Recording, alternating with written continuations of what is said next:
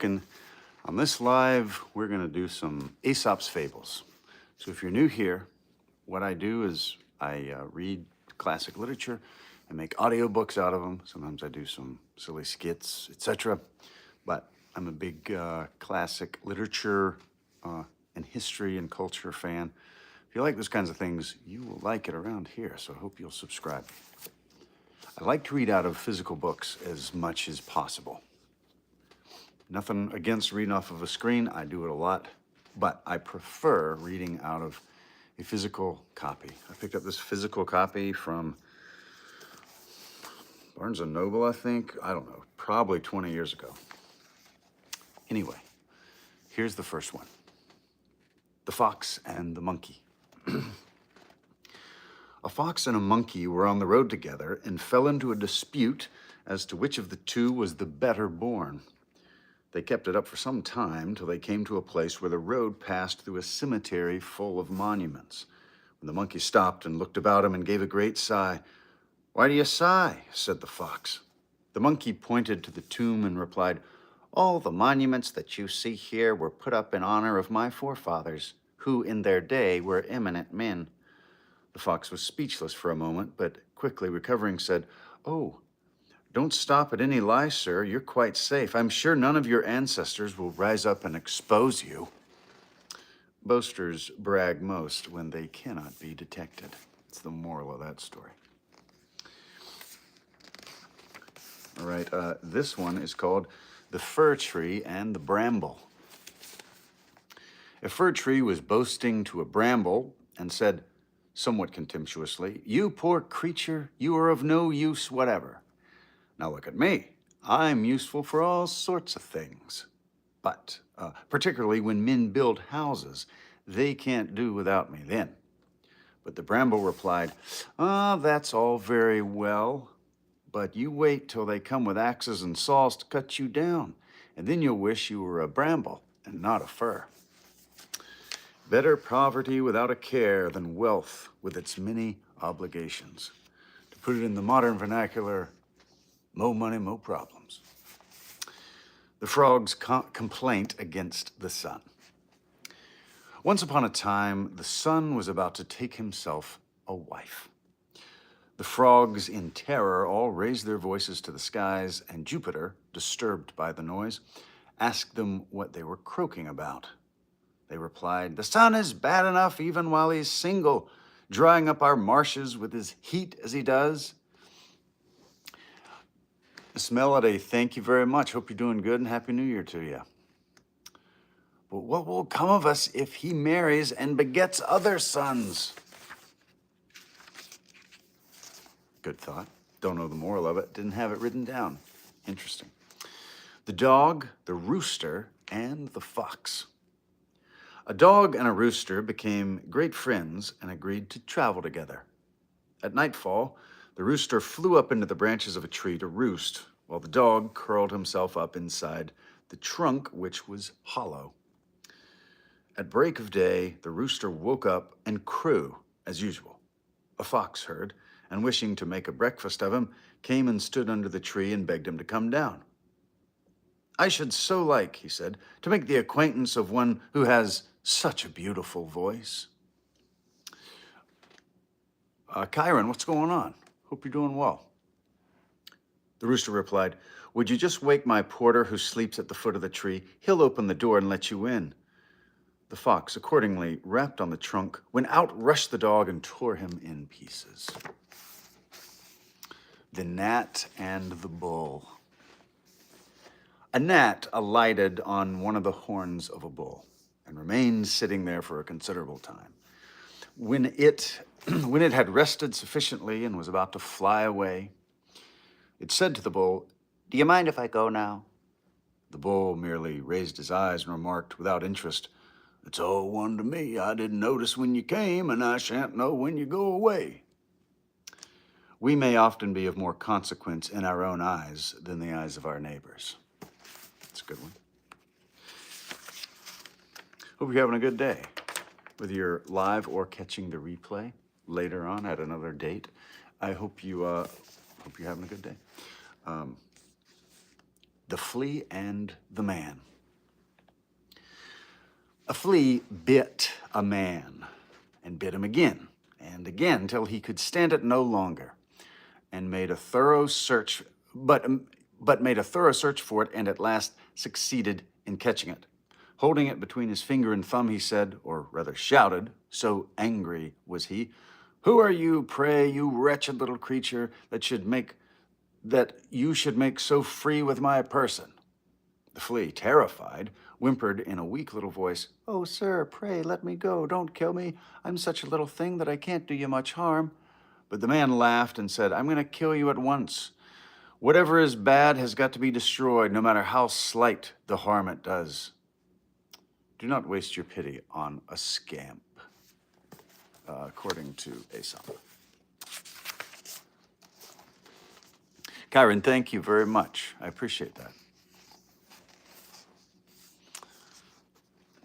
Well, I might try to invest like that. You know what I mean? Then whatever you have, if you could put that many zeros on it, the zeros it won't do any good. But if you have so much as $1, if you could put that many zeros on it, I think it'd be good to go. You know? If you like reading, live readings or audiobooks read by real humans, I don't do AI voices on my channel. Lots of other channels do. Fine. I'm not out for them. But here we do human voices. Give me a follow, give me a subscribe, and you can. We'll do this all the time.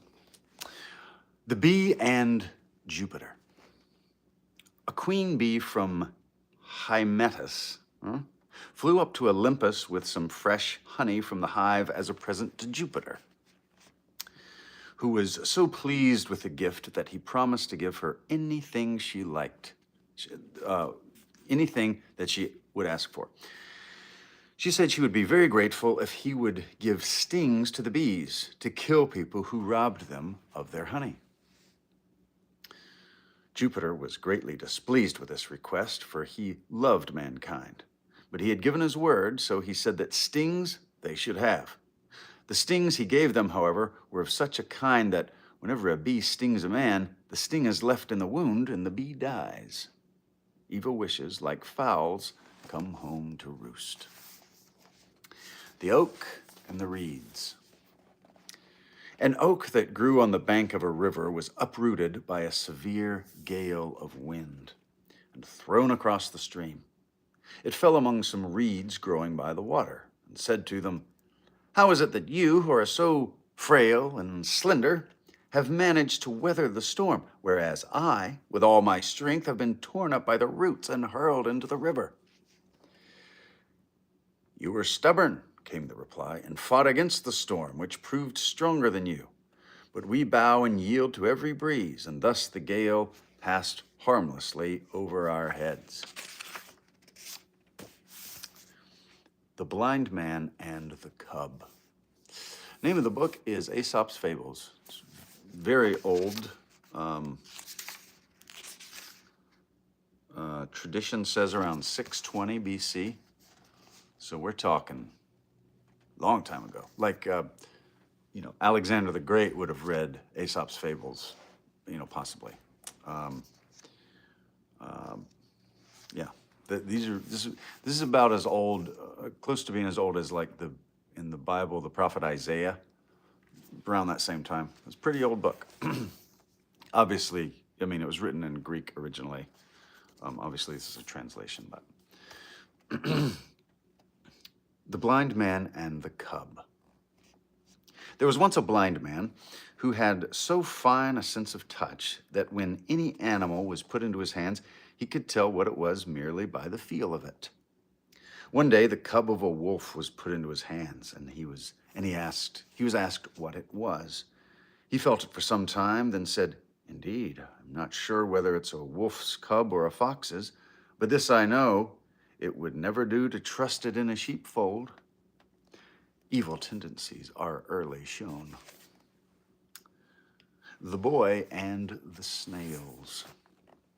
A farmer's boy went looking for snails, and when he had picked up both his hands full, he set about making a fire at which to roast them, for he meant to eat them. When he got it well alight, and the snails began to feel the heat. They gradually withdrew more and more into their shells with the hissing sound they always make when they do so. When the boy heard it, he said, "You abandoned creatures, how can you find heart to whistle when your houses are burning?" The apes and the two travelers. The two men were traveling together, one of whom never spoke the truth, whereas the other never told a lie. And they came in the course of their travels to the land of apes. The king of the apes, hearing of their arrival, ordered them to be brought before him, and by way of impressing them with his magnificence, he received them sitting on a throne, while the apes, his subjects, were ranged in long rows on either side of him. When the travelers came into his presence, he asked them what they thought of him as a king. The lying traveler said, "Sire, everyone must see that you are a most noble and mighty monarch." "And what do you think about my subjects?" continued the king. "They," said the traveler, "are in every way worthy of their royal master." The ape was so delighted with his answer that he gave him a very handsome present. The other traveler thought that if his companion was rewarded so splendidly for telling a lie, he himself would certainly receive a still greater reward for telling the truth. So when the ape turned to him and said, "And what, sir, is your opinion?" he replied, "I think you're a very fine ape, and all your subjects are fine apes too." The king of the apes was so enraged at his reply that he ordered him to be taken away and clawed to death. If you're gonna lie, it better be a whopper. The shepherd's boy and the wolf. A shepherd's boy was tending his flock near a village and thought it would be great fun to hoax the villagers by pretending that a wolf was attacking the sheep. So he shouted out, "Wolf, wolf!" And when the people came running up, he laughed at them for their pains. He did this more than once, and every time the villagers found that they had been hoaxed, for there was no wolf at all. At last, a wolf really did come, and the boy cried, "Wolf, wolf," as loud as he could. But the people were so used to hearing him call that they took no notice of his cries for help. And so the wolf had it all his own way and killed off sheep after sheep at his leisure. You cannot believe a liar even when he tells the truth. The fox and the goat. Aesop's Fables. A fox fell into a well and was unable to get out again. By and by, a thirsty goat came, and seeing the fox in the well, asked him if the water was good. "Good," said the fox. "It's the best water I've ever tasted in my life. Come down and try it yourself." The goat thought of nothing but the prospect of quenching his thirst and jumped in at once. When he had had enough to drink, he looked about like the fox for some way of getting out, but he could find none. Presently, the fox said, "I have an idea. You stand on your hind legs and plant your forelegs firmly against the side of the well, and then I'll climb onto your back, and from there, by stepping on your horns, I can get out. And when I'm out, I'll help you out too." The goat did as he was requested, and the fox climbed onto his back and so out of the well, and then he coolly walked away. The goat called loudly after him and reminded him of his promise to help him out. But the fox merely turned and said, "If you had as much sense in your head as you have hair in your beard, you wouldn't have got into the well without making certain you could get out again." And the moral is, look before you leap, is what it says. Vintage whiskey. "Hi, sir, listen me. Sir, listen. Hi, sir, hi, hi. Why is this sir listening to me? Listen, sir." Wow. Please go on. It sounds very important.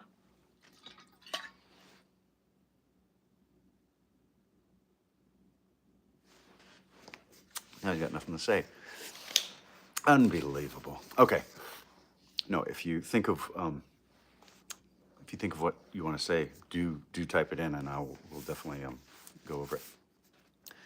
The fisherman and the sprat. A fisherman cast his net into the sea, and he drew it up, and when he drew it up again, it contained nothing but a single sprat that begged to be put back into the water. I'm only a little fish now, it said, but I shall grow big one day, and then, if you come and catch me, I shall be of some use to you. But the fisherman replied, Oh no, I shall keep you as I've got you. If I put you back, should I ever see you again? Not likely. A bird in the hand is worth two in the bush. Or a sprat in the hand is worth a big fish. Well, if you're not feeling well, I hope you get to feeling better. The boasting traveler. A man once went abroad on his travels, and when he came home, he had wonderful tales to tell of the things he had done in foreign countries. Among other things, he said he had taken part in a jumping match at Rhodes and had done a wonderful jump which no one could beat. Just go to Rhodes and ask for them, he said. Everyone will tell you it's true. But one of those who was listening said, If you can jump as well as all that, we needn't go to Rhodes to prove it. Let's just imagine this is Rhodes for a minute, and now, jump. Deeds, not words. That's what the moral of the story is.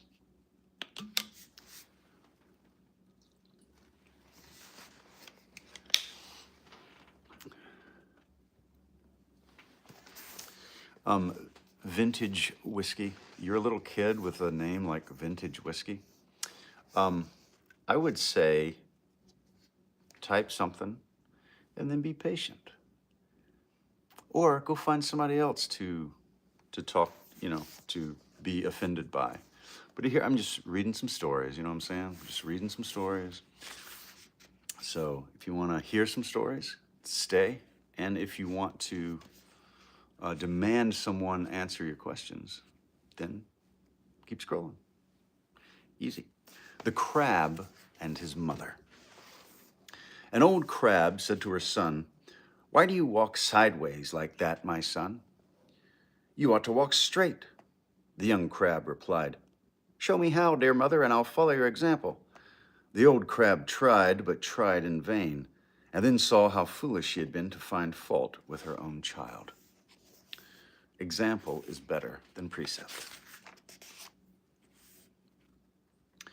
The donkey and his shadow. A certain man hired a donkey for a journey in summertime and started out with the owner following behind to drive the beast. By and by, in the heat of the day, they stopped to rest, and the traveler wanted to lie down in the donkey's shadow. But the owner, who himself wished to be out of the sun, wouldn't let him do that, for he said he had hired the donkey only and not his shadow.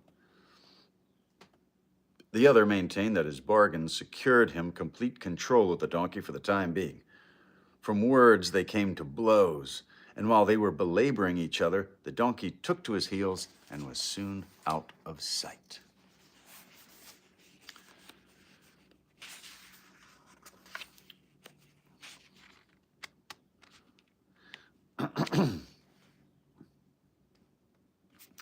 The dog and the cook.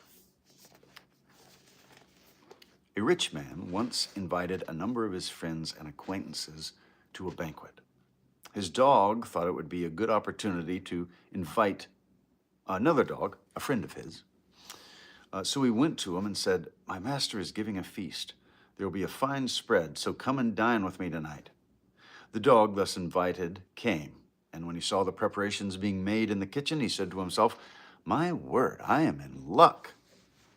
I'll take care to eat enough tonight to last me 2 or 3 days. At the same time, he wagged his tail briskly by way of showing his friend how delighted he was to have been asked. But just then, the cook caught sight of him, and in his annoyance at seeing a strange dog in the kitchen, caught him up by the hind leg and threw him out of the window. He had a nasty fall and limped away as quickly as he could, howling dismally. Presently, some other dogs met him and said, Well, what sort of a dinner did you get? To which he replied, I had a splendid time. The wine was so good and I drank so much of it that I really don't remember how I got out of the house. Be shy of favors bestowed at the expense of others.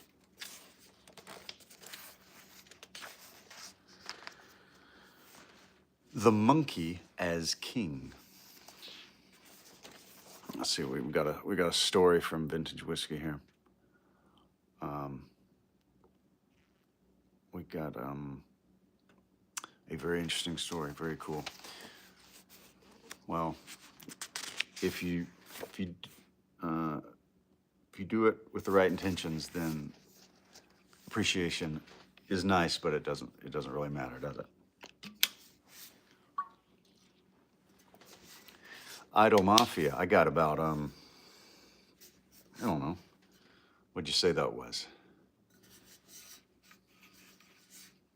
10? 12? The Thieves and the Rooster. Some thieves broke into a house and found nothing worth taking except a rooster, which they seized and carried off with them. When they were preparing their supper, one of them caught up the rooster and was about to wring his neck when he cried out for mercy and said, "Pray do not kill me. You'll find me a most useful bird, for I rouse honest men to their work in the morning by my crowing." But the thief replied with some heat, "Yes, I know you do, making it still harder for us to get a livelihood. Into the pot you go."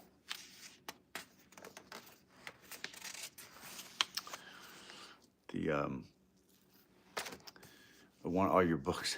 Yeah, there's a few good ones right there, but that's just one of them. I have a lot more bookcases at different spots. I don't have them all in one place like a office library, but I do have like multiple bookcases laying around. Okay, what's the... Oh, okay. The Farmer and the Fortune. A farmer was plowing one day on his farm when he turned up a pot of golden coins with his plow.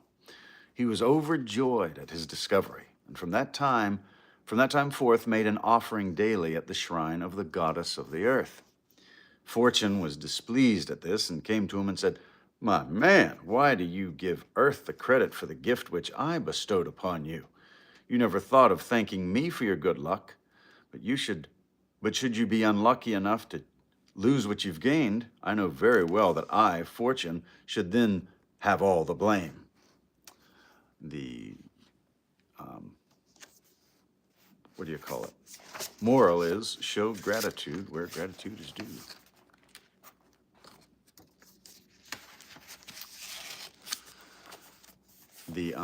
It's not a hobby. This is actually my job. I'm a voice actor. I mean, not doing lives is not my job. The live is my hobby, but reading books is my job.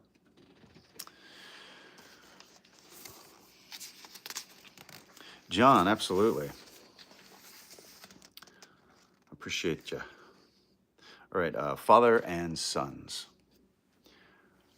A certain man had several sons who were always quarreling with one another, and try as he might, he could not get them to live together in harmony. Yes, it is really cool. It is very cool.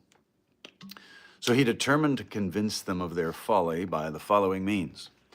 Bidding them fetch a bundle of sticks, he invited each to in turn break it across his knee. All tried and all failed.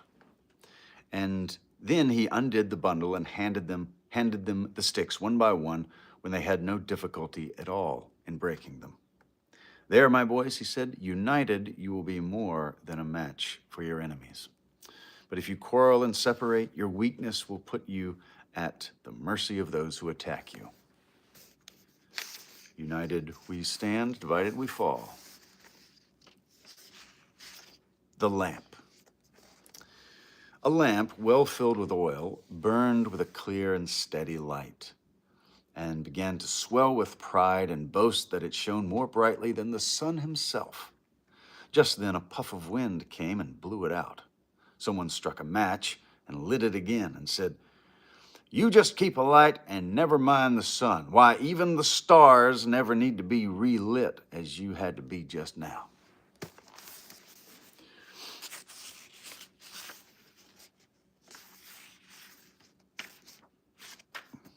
The owl and the birds.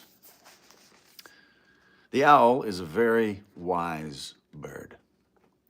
And once, long ago, when the first oak sprouted in the forest, she called all the other birds together and said to them, "You see this tiny tree? If you take my advice, you'll destroy it now when it's small. For when it grows big, the mistletoe will appear upon it, from which bird lime will be prepared for your destruction." Again, when the first flax was sown, she said to them, "Go and eat up that seed, for it is the seed of the flax out of which men will one day make nets to catch you." Once more, when she saw the first archer, she warned the birds that he was their deadly enemy, who would wing his arrows with their own feathers and shoot them. But they took no notice of what she said. In fact, they thought she was rather mad and laughed at her. When, however, everything turned out as she had foretold, they changed their minds and conceived a great respect for her wisdom. Hence, whenever she appears, the birds attend to her in hope of hearing something that may be for their good. She, however, gives them advice no longer, but sits moping and pondering on the folly of her kind.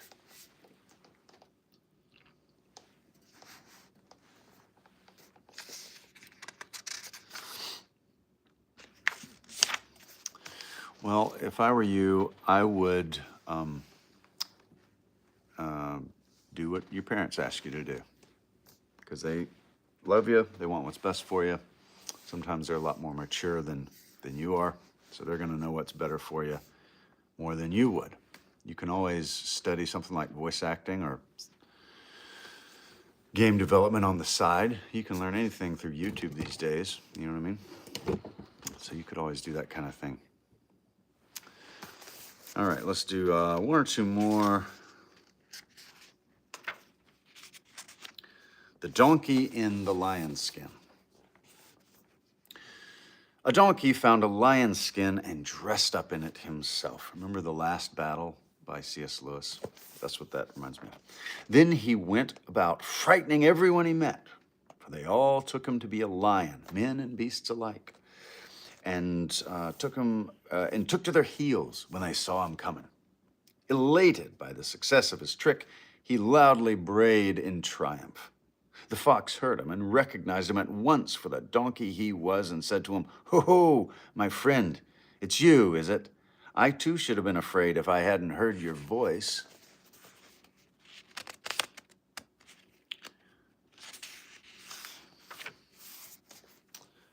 The she-goats and their beards.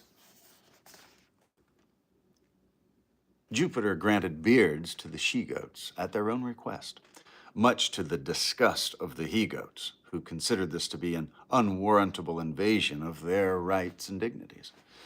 So they sent a deputation to him to protest against his action. He, however, advised them not to raise any objections. "What's in a tuft of hair?" he said. "Let them have it if they want it. They can never be a match for you in strength." She-goats and their beards.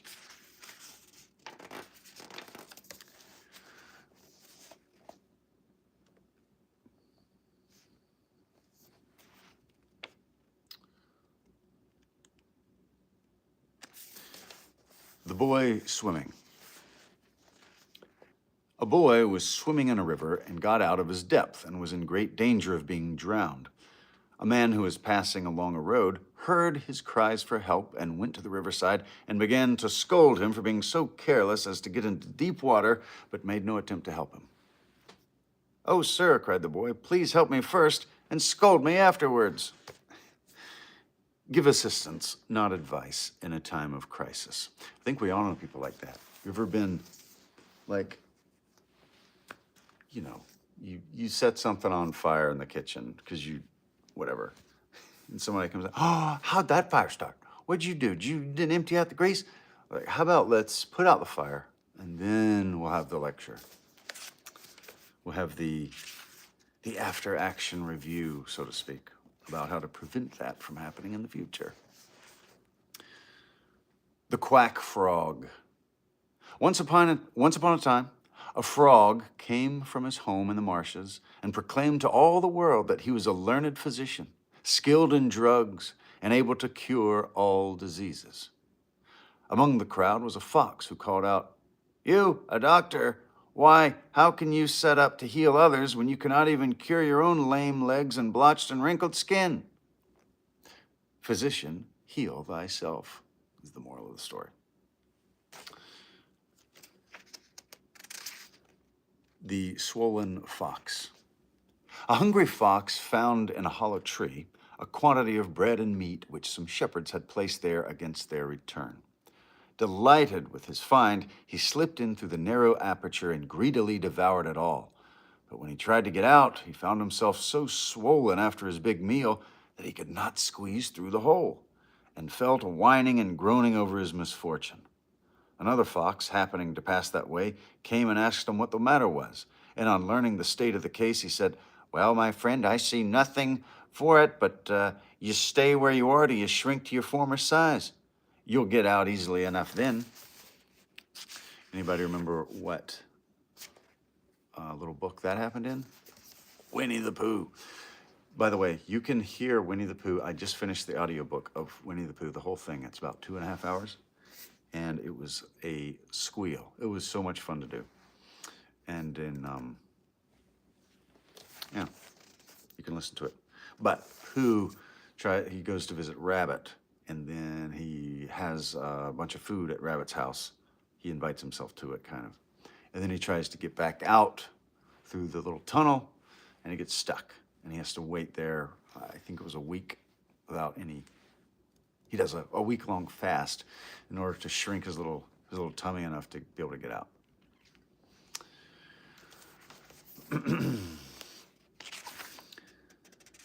The dog in the manger.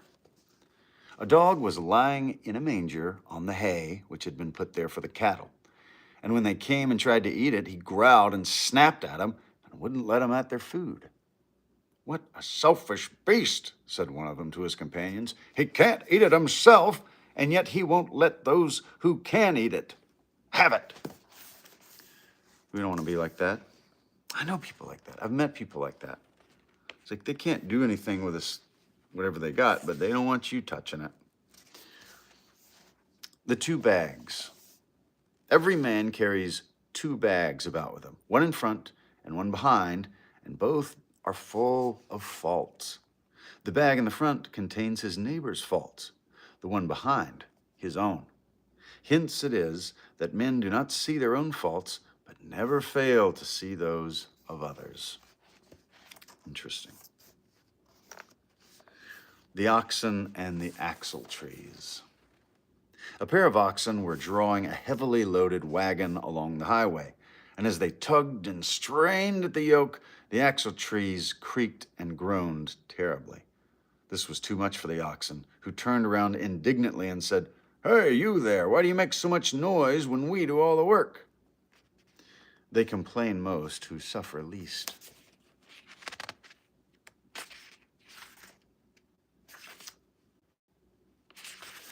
Well, if you are enjoying this, I hope you'll hit the old like button. That would be nice.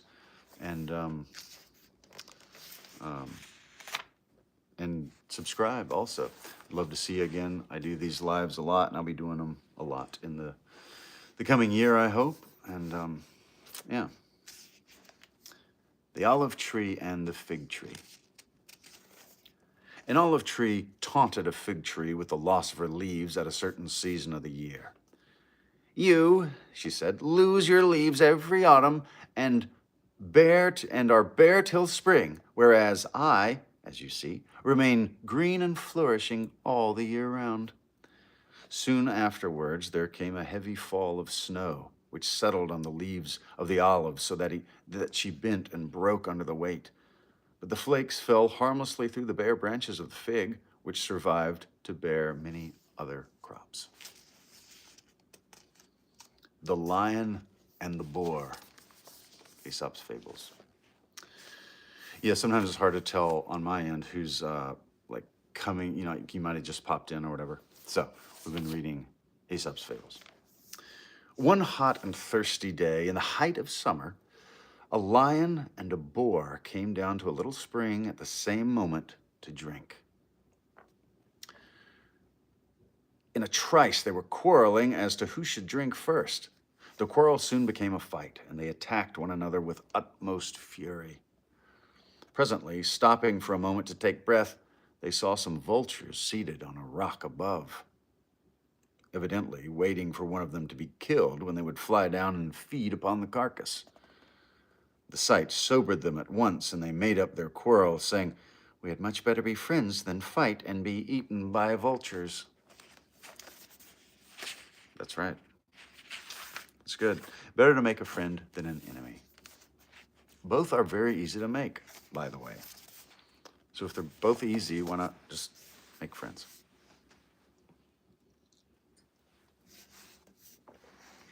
Have you watched Stranger Things? I have not. Um, I have not seen that. I know it's a popular show, but I just have not. I have not. Jody, what's going on? How you doing? The walnut tree. A walnut tree which grew by the roadside bore every year a plentiful crop of nuts. Thank you very much, Miss Mumble. I really appreciate that. That's very kind of you. Thanks so much. A walnut tree which grew by the roadside bore every year a plentiful crop of nuts. Everyone who passed by pelted its branches with sticks and stones in order to bring down the fruit, and the tree suffered terribly. "It's hard," it cried, "that the very persons who enjoy my fruit should thus reward me with insults and blows." You know, that's what happens sometimes.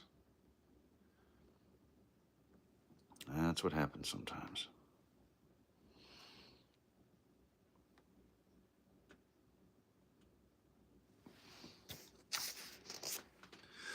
The Man and the Lion. A man and a lion were companions on a journey. And in the course of conversation, they began to boast about their prowess, and each claimed to be superior to the other in strength and courage. They were still arguing with some heat when they came to a crossroad where there was a statue of a man strangling a lion. "There," said the man triumphantly, "look at that. Doesn't that prove to you that we're stronger than you?" "Not so fast, my friend," said the lion.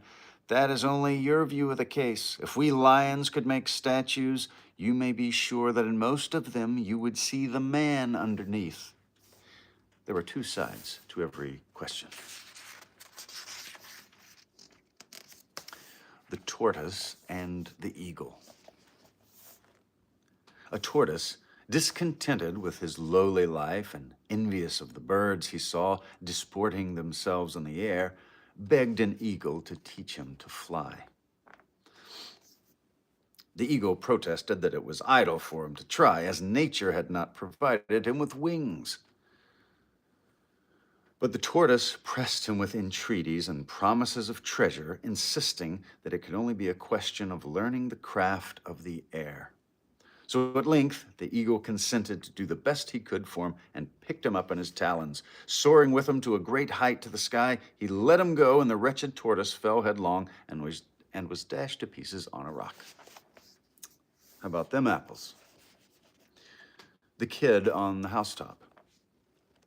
And I think in this case, a kid would be like a baby goat as opposed to a human child. So think baby goat or maybe a lamb. A kid climbed up onto the roof of an outhouse, attracted by the grass and other things that grew in the thatch.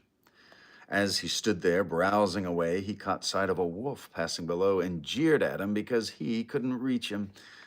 The wolf only looked up and said, "I hear you, my young friend, but it's not you who mock me, but the roof on which you are standing." The fox without a tail. A fox once fell into a trap, and after a struggle managed to get free, but with the loss of his tail. He was then so much ashamed of his appearance that he thought life was not worth living unless he could persuade the other foxes, to part with their tails also. and thus divert attention from his own loss. So he called a meeting of all the foxes and advised them to cut off their tails. "They're ugly things anyhow," he said. "And besides, they're heavy, and it's tiresome to be always carrying them about with you." But one of the other foxes said, "My friend, if you hadn't lost your own tail, you wouldn't be so keen on getting us to cut off ours." And he's right. I've seen that before. Isn't that interesting how people are sometimes? They'll lose something and then, or they don't have something, so they make it sound like yours is stupid. And it's not that they don't want one, it's that they are jealous. The shipwrecked man and the sea. A shipwrecked man cast up on the beach fell asleep after his struggle with the waves. When he woke up, he bitterly reproached the sea for its treachery in enticing men with its smooth and smiling surface. And then, when they were well embarked, turned in fury upon them and sending both ships and sailors to destruction. The sea arose in the form of a woman and replied, "Lay not blame on me, O sailor, but on the winds. By nature I am as calm and safe as the land itself, but the winds fall upon me with their gusts and gales and lash me into a fury that is not natural to me." The wild boar and the fox. A wild boar was enraged and whetting his tusks upon the trunk of a tree in the forest. When it says whetting his tusks, what does whetting mean? To whet something. W-H-E-T. Does anybody know? Anybody know? I'll teach you a new word if you don't. Whet. A wild boar was engaged in whetting his tusks upon the trunk of a tree when a fox came by and, seeing what he was at, said to him, "Why are you doing that, pray? The huntsmen are not out today, and there are no other dangers at hand that I can see." "True, my friend," replied the boar, "but the instant my life is in danger, I shall need the use of my tusks. There'll be no time to sharpen them then." If you whetstone, like a whetstone is to sharpen it. So a word people don't use too much anymore, but yeah, to whet or whetting his tusks meant that he's sharpening them. Mercury and the sculptor. Mercury was very anxious to know in what estimation he was held by mankind. So he disguised himself as a man and walked into a sculptor's studio where there were a number of statues finished and ready for sale. Seeing a statue of Jupiter among the rest, he inquired the price of it. "A crown," said the sculptor. "Is that all?" he said, laughing, and pointing to one of Juno. "How much is that one?" "That," was the reply, "is half a crown." "And how much might you be wanting for that one over there?" he continued, pointing to a statue of himself.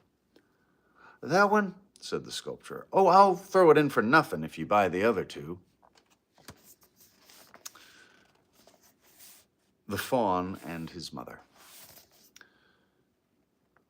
A deer said to her fawn, who was now well grown and strong, "My son, nature has given you a powerful body and a stout pair of horns, and I can't think why you are such a coward as to run away from the hounds." Just then, they both heard the sound of a pack in full cry, but at a considerable distance. "You stay where you are," said the hind. "Never mind me." And with that, she ran off as fast as her legs would carry her. The fox and the lion. I like the illustrations in here. Cool illustration. I like pencil. I don't know, just pencil drawings with no color are cool to me. A fox who had never seen a lion one day met one and was so terrified at the sight of him that he was ready to die with fear.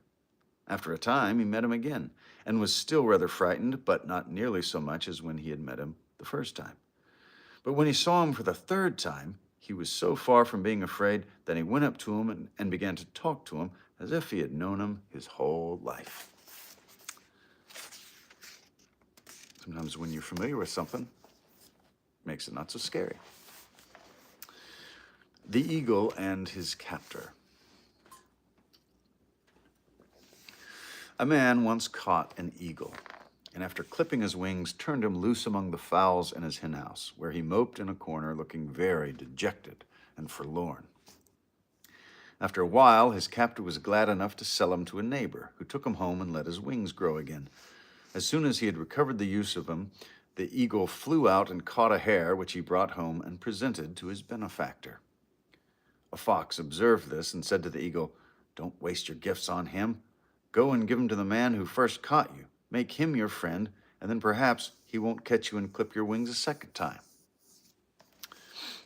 The blacksmith and his dog. A blacksmith had a little dog, which used to sleep when his master was at work, but was wide awake indeed when it was time for meals.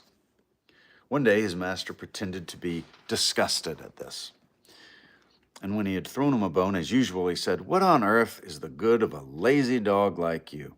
When I'm hammering away at my anvil, you just curl up and go to sleep. But no sooner do I stop for a mouthful of food than you wake up and wag your tail to be fed. Those who do not work should not eat."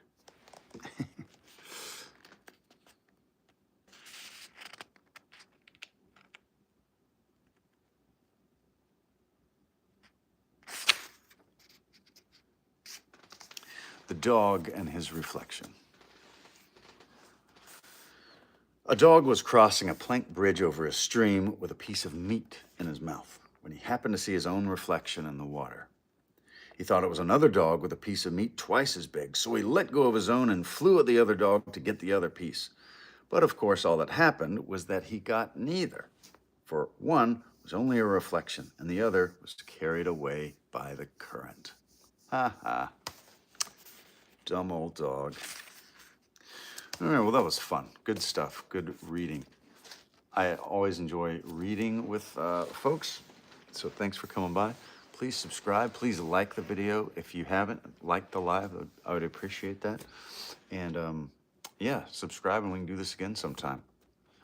Chateaus? Interesting. Hello there. What's going on? Yeah, I'm about to head out, but what you got? What you got? Opinions don't mean much, but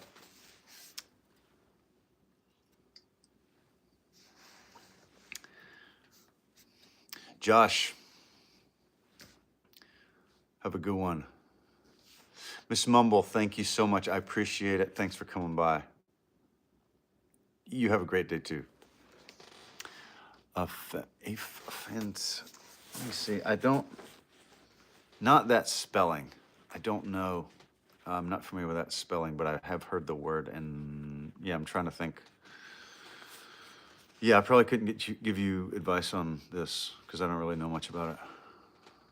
So, but anyway, I hope that you all have a great day, and I will talk to y'all very soon.